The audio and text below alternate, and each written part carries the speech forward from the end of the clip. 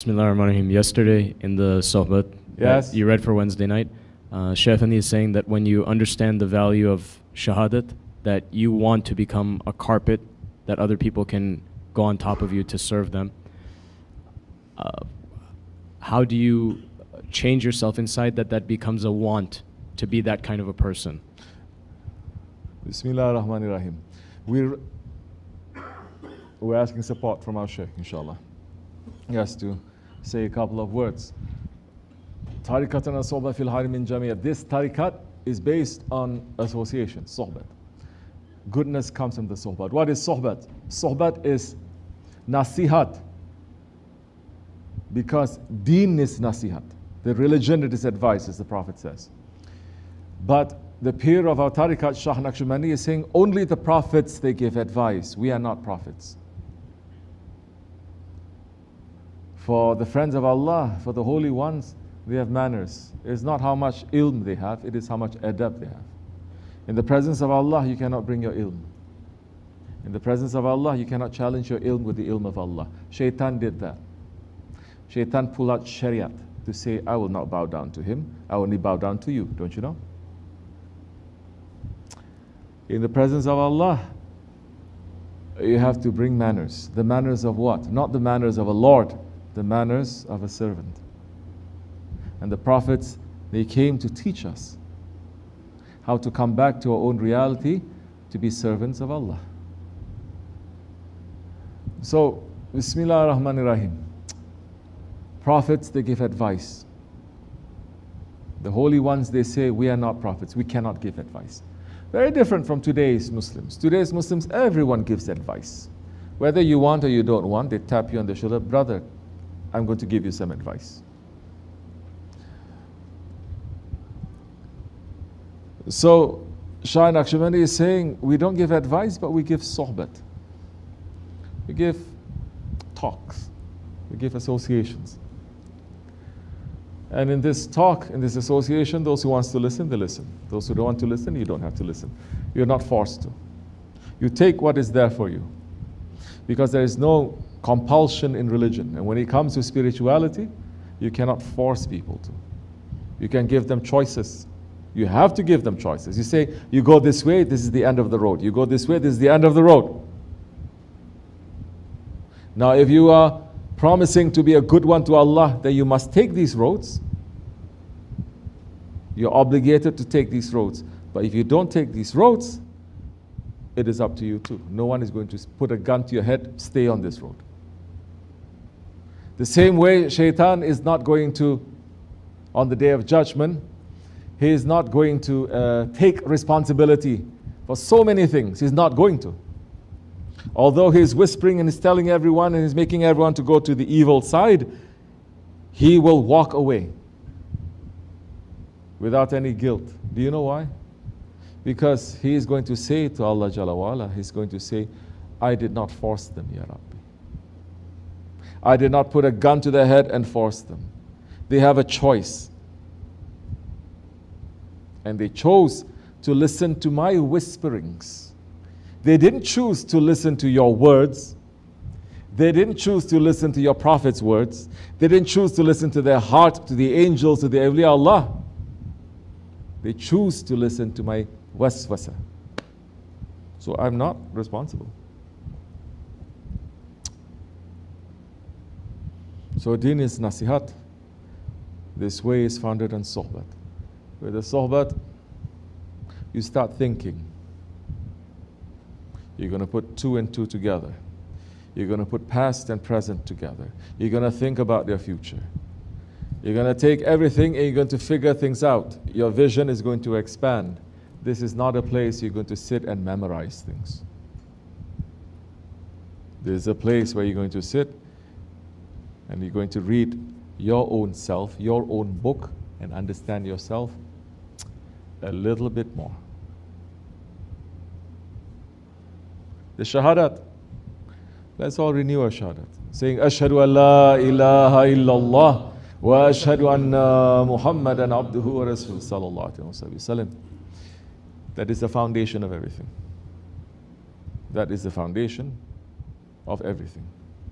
Everything that we are doing, if it's not coming back to the shahadat, if it's not coming back to pointing to the greatness of Allah, to the unity of Allah, to the oneness of Allah, and if it's not pointing out to what? To the glory of the Prophet ﷺ, then be careful of that knowledge. Be careful of that knowledge. So now, you're asking us a question. As Shaykh Effendi is saying, once you understand the reality of the shahadat, you want to become like a carpet for everyone else. What is that? What is that meaning? What is that meaning? Huh? If you don't know that meaning, then how you can ask me, how do we make that into a reality? You're assuming you know what that is. What is the meaning? When Shaykh Effendi said, if you understand the reality of the shahadat, you'll become like a carpet for everyone to walk on.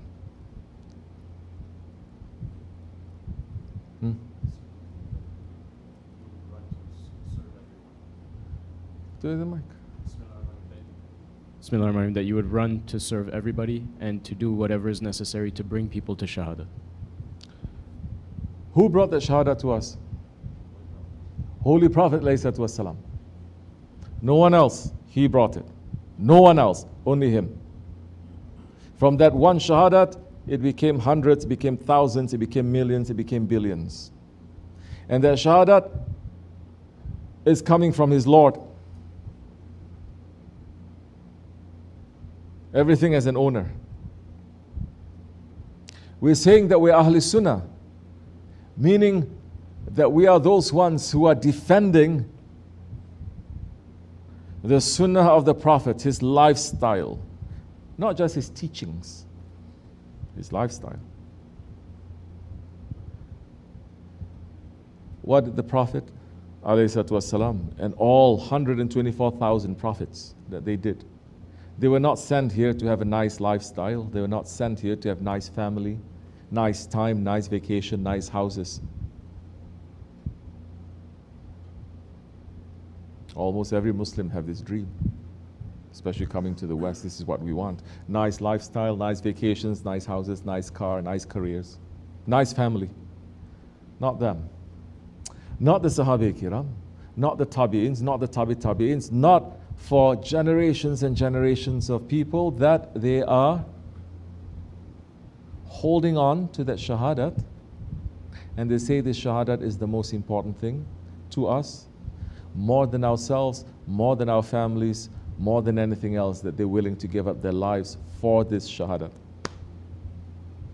There was a mission. We finished with that mission. Now everyone becomes a personal mission to have personal good life. Which is not to say if you have this shahadat, as it was a mission of the Prophet ﷺ to bring light and justice into this world, that you are not going to have all of this. Allah will give. But this was not your intention, as we said before. Intention. This is not your objective. This is not their objective. The objective of the Muhajirin, the objective of the Ansar, the objective of the Sahaba Kiram is not to have the shahadat so that they can have nice life, nice families, nice car, nice vacation, nice everything. No, it wasn't. In fact, for the Sahaba Kiram, once they got the dunya after the Prophet passed, when success was granted to them, majority of them, they rejected that dunya. Yes or no? We know this. They rejected it. They cried. They look at this dunya that is given, is halal for them. They say this is burning us.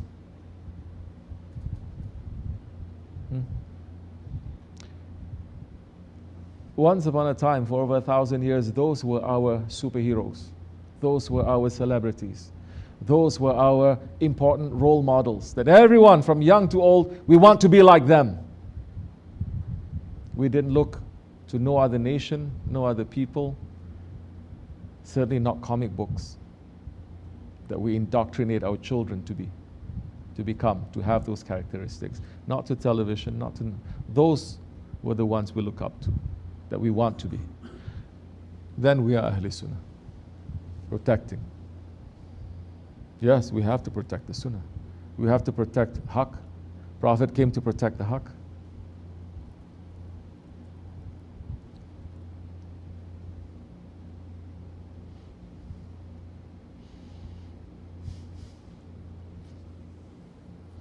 They came to serve. They came to help. How are you going to make that first? You're saying, how do we make that into a reality? Once you put yourself back, then you can put others forward. If you're still putting yourself forward, you can never put something forward. You see, even with the ego, is la sharika lah. Even with the ego doesn't like a partner. You understand? Ego is never saying, oh, I'm you and me, we are the same. No, the ego says, I destroy everything, I'm the only Lord. Just like Firaun is saying. This is what makes the ego to be the one who is the direct challenge to Allah subhanahu wa ta'ala, not shaitan. Shaitan never claims to be Lord. Are you understanding your ego? Are you understanding your ego when someone is telling you?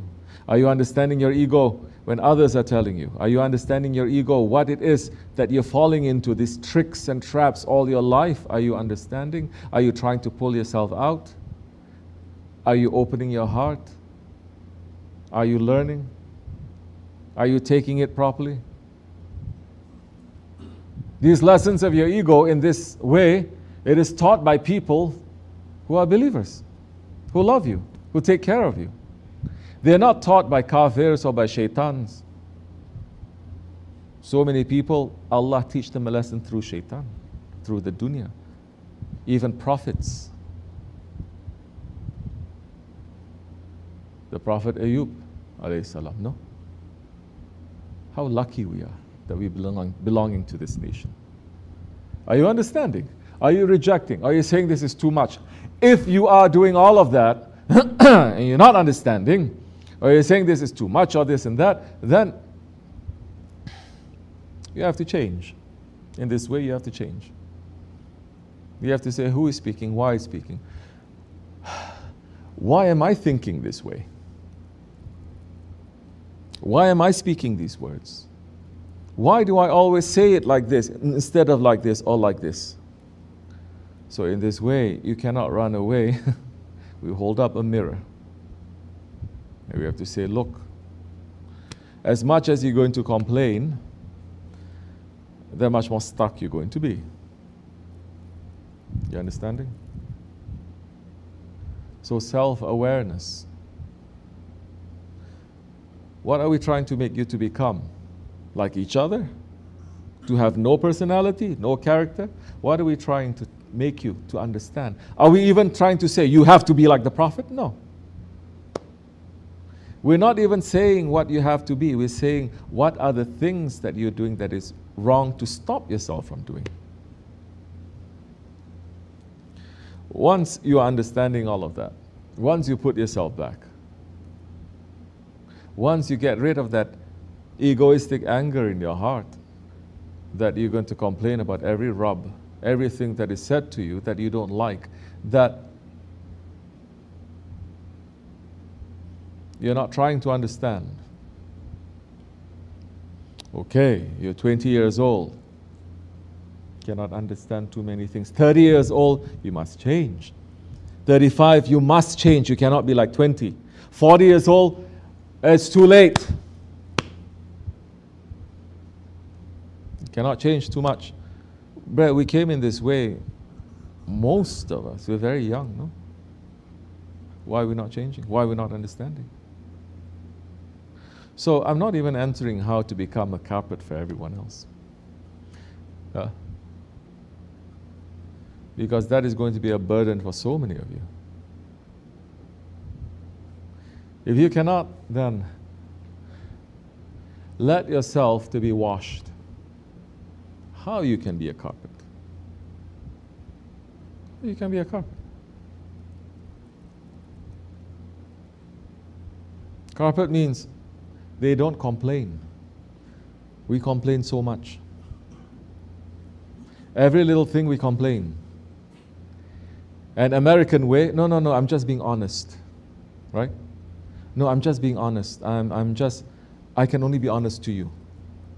So what? I'm supposed to feel very honored that you are showing me all your dark side?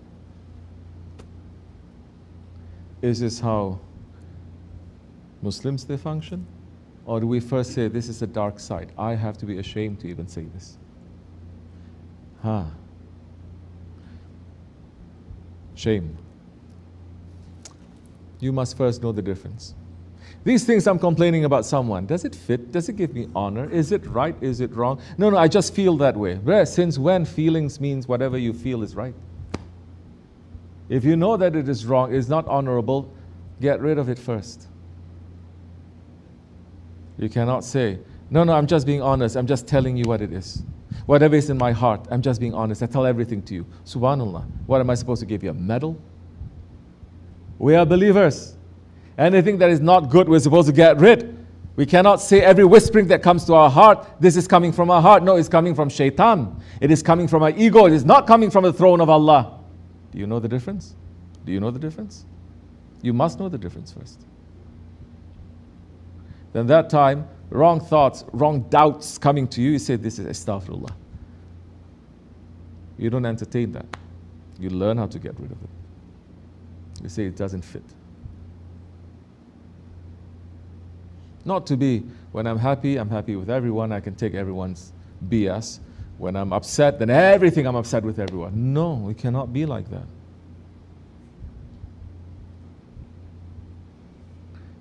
To be a rug for people?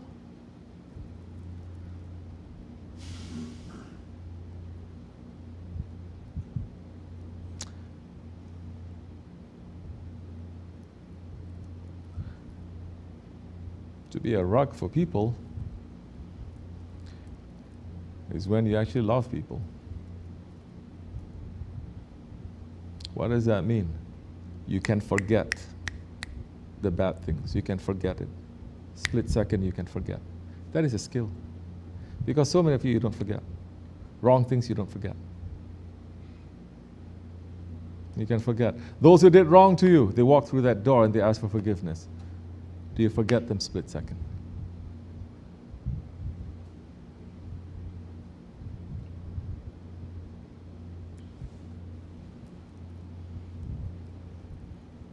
I'm saying this because I'm thinking that. Walk through those doors, everyone is cursing at us. They walk through. Everyone. And they ask for forgiveness.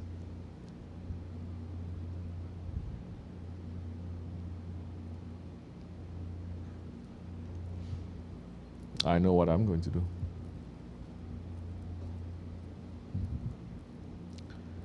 This is what is called, what is that? I hate to say these things, concept in Islam. There's no concepts in Islam. There's reality in Islam. It's not a concept. To have good thoughts about somebody, no? What is that called? Arab speakers? Husnul what? Eh? Yeah, that one.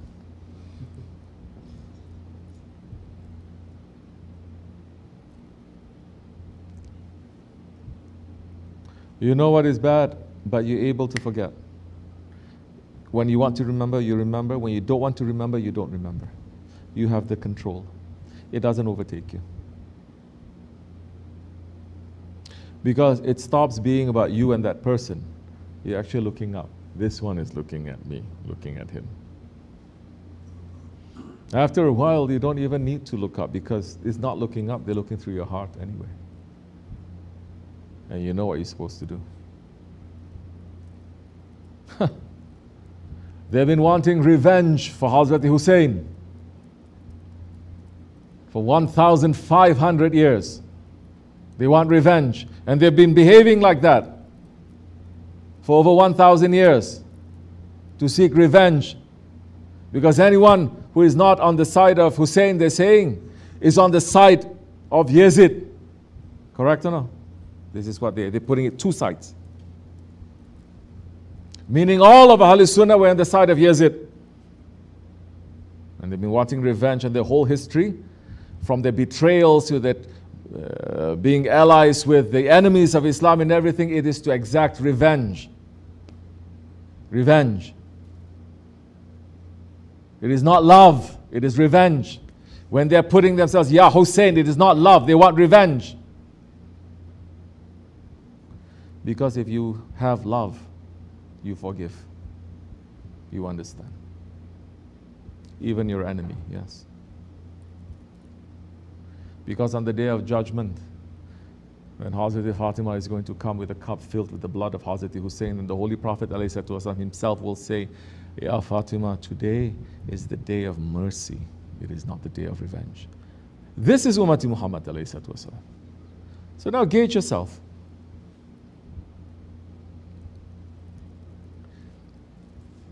Well, first, we have to know ourselves. If you're very stubborn, when someone is saying to you, you have this bad habit, you have this thing that you do, and you're not changing, you're in denial, then you're very, very, very far away from being a rug. You're not a rug that time for people to step on. You are the one who's stepping on other people. Your heart has to be open. You have to know, and you have to change. We have to change. If we're not changing while we're alive, we're going to be changed in the ground. We will be changed. So, this is when we are understanding how the culture of a place, of a country, it will shape your faith, how you think, how you look at things. It will shape.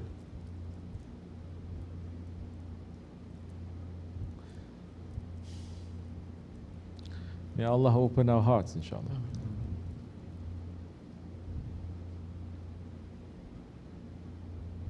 May He make us to have more control over our ego, over our anger. May He increase our intelligence and our awareness. May He make us to become more sincere. May He give us more power to change, to become better. May He make us to become rijal, to become men, to grow up, not to become kids, to be stuck that way. May Allah forgive me and bless you. Al-Fatiha. Assalamu alaikum.